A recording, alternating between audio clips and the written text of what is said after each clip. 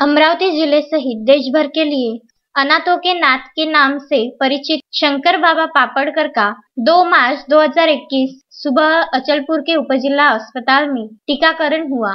इस समय अपने भावनिक संदेश के माध्यम से शंकर बाबा ने क्षेत्र के सभी ज्येष्ठ मान्यवरों से टीकाकरण करा लेने का आवाहन किया। माझे वय आज 80 आहे।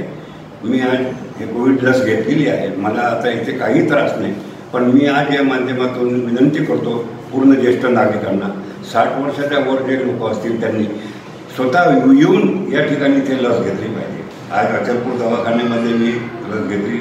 इथला स्टाफ, डॉक्टर साहेब, नर्सेस, इथले प्रशासकीय अधिकारी या लोक जे आपुलकीने वागत आहेत ते पाहून माझ्या मनामध्ये अत्यंत त्यांच्याबद्दल होते।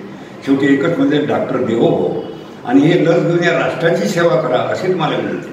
उन्होंने टीकाकरण मुहिम को राष्ट्रहित, राष्ट्र सुरक्षा की संज्ञा से विभूषित किया। इस महान व्यक्तित्व के टीकाकरण अवसर पर उपस्थित रहने का सौभाग्य अचलपुर के उपविभागीय अधिकारी संदीप कुमार अपार, तहसीलदार मदन जाधव, अचलपुर उपजिला अधीक्षक डॉक्टर सुरेंद्र ढोले, बाबा के सहयोगी नंदकिशोर अकोलकर को भी प्राप्त हुआ।